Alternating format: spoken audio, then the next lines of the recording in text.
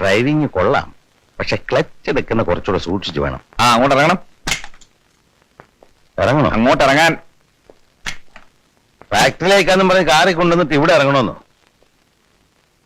ഇത് കുര്യച്ചന്റെ സ്ഥലമാണോ? നല്ല സ്ഥലം, തൊട്ടടുത്തെങ്ങും ആരുമില്ല.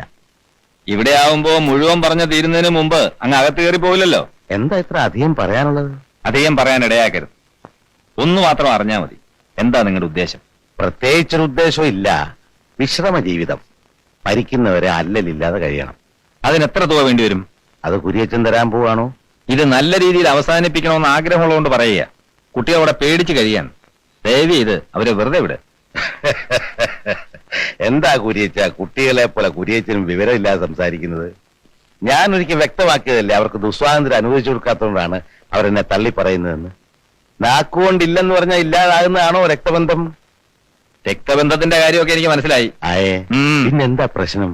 ഈ മുത്തച്ഛന്റെയും പേരക്കുട്ടിയുടെ ഇടയ്ക്ക് കുര്യച്ചന് എന്ത് കാര്യം? ഞാൻ വിചാരിച്ചതിലും എത്രയോ വലിയ കള്ളനാ നിങ്ങൾ. ഇതിനു മുമ്പ് ഇതുപോലെ എത്ര പേരെ ചതിച്ചിട്ടുണ്ട്? കുര്യച്ച, ഈ വേണ്ടാത്ത കാര്യങ്ങൾ പറയല്ലേ. മിസ്റ്റർ മുത്തച്ഛൻ, ഇതെന്താണെന്നറിയാമോ? ഡൽഹിയിലെ മിനിസ്ട്രി ഓഫ് ഡിഫൻസിൽ നിന്നുള്ള കത്ത. മോഹൻദാസിന്റെ അച്ഛൻ മിസ്റ്റർ കരുണാകര മേനോൻ 12 വർഷങ്ങൾക്ക് മുമ്പ് മരിച്ചു. ശത്രുക്കളുടെ തടവിൽ വെച്ച് തന്നെയായിരുന്നു അത്. അന്ന് തന്നെ അവരാ വിവരം പഴയ വിലാസത്തിൽ അറിയിച്ചിരുന്നു. നാട് വിട്ടുപോന്ന മോഹൻദാസ് അത് അറിഞ്ഞില്ലെന്നേ ഉള്ളൂ. കുര്യച്ചൻ ഒരുപാട് കഷ്ടപ്പെട്ടിരിക്കുന്നല്ലോ. ഇത് വിശ്വസിക്കുന്നുണ്ടോ?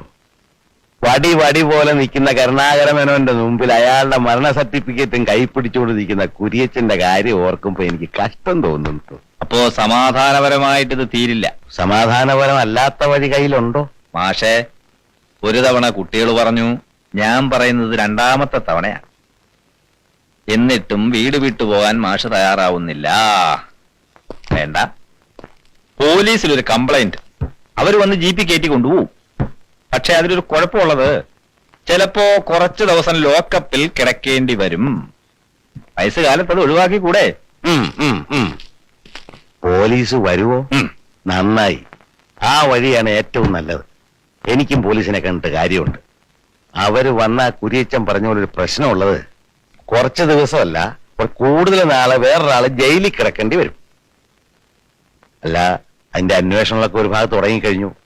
ഞങ്ങള് ചില നിഗമനങ്ങളിൽ എത്തിയിട്ടുമുണ്ട്. ശരിയായിക്കൊള്ളണമെന്നില്ല.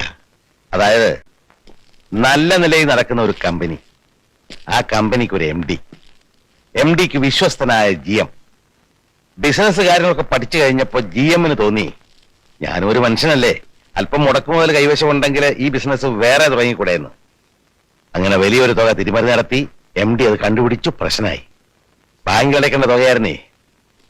ഇത്രാം തീയതി പണം തിരിച്ചടച്ചുകൊള്ളണമെന്ന് MD GMന് അന്ത്യശാസനം നൽകി. ആ തീയതിയുടെ തലേദിവസമായിരുന്നു MDയും ഭാര്യ ഒരു കാർ ആക്സിഡന്റിൽ മരണപ്പെട്ടത്. അതൊരു ആക്സിഡന്റ് ആയിരുന്നില്ല. ആക്സിഡന്റ് ആണെന്ന് തോന്നിപ്പിക്കുന്ന കൊലപാതകം. Murder. A well planned murder. പലരും മറന്നു തുടങ്ങിയ ആ മരണത്തിന്റെ കാരണം കണ്ടെത്തി എങ്ങനെയാണെന്ന് കുര്യച്ചൻ അത്ഭുതപ്പെടുന്നുണ്ടാവും. യാദൃശ്യമായ സംശയങ്ങളായിരുന്നു ആദ്യം. പിന്നെല്ലാം വ്യക്തമായി. ഫാക്ടറി അക്കൗണ്ടന്റിനെയും ജോലിക്കാരെ എല്ലാം ഞാൻ വിസ്തരിച്ചിരുന്നു. കുര്യച്ച മോനെ, നീ ഇരുമ്പഴി എണ്ണും. തമിഴ്നാട്ടിൽ മണ്ഡപം എന്ന സ്ഥലത്ത് നിന്റെ ഫാക്ടറി കെട്ടിടം ഉയരുന്നത് എങ്ങനെയാണ്? നീ കമ്പനിയിൽ നിന്ന് റിസൈൻ ചെയ്യാൻ തീരുമാനിച്ച എന്തുകൊണ്ടാണ്? ഇതൊന്നും പുറത്തറിയില്ലെന്ന് വിചാരിച്ചല്ലേ? ഞാനൊരു വയസ്സനല്ലേ, എന്നെ ദേഹോദരം ഏൽപ്പിക്കരുത്. നമുക്കിപ്പോ ഏതാണ്ട് കാര്യങ്ങളൊക്കെ പരസ്പരം മനസ്സിലായി. എന്നെ ഇത്രയും പരസ്യമായിട്ട് തട്ടിക്കളയാൻ ശ്രമിക്കുന്നത് ബുദ്ധിമോശമല്ലേ? എനിക്ക് തന്നെ ദ്രോഹിക്കണമെന്നില്ല. താൻ തട്ടിയെടുത്തതിന് ഒരു മോശമല്ലാത്ത തുക എനിക്കിങ്ങി തന്നാ മതി. ഞാൻ അപ്പോഴേ സ്ഥലം വിട്ടേക്കാം. ഇതിനെപ്പറ്റി ഒരു തീരുമാനം അറിയാനാണ് ഞാൻ ഇത്രയും കാത്തിരുന്നത്. അല്ലാതെ ഞാൻ അവറ്റകളുടെ മുത്തച്ഛനായതുകൊണ്ടൊന്നുമല്ല. എന്താണോ ഇത്രയും ആലോചിക്കാൻ? റിലാക്സ്.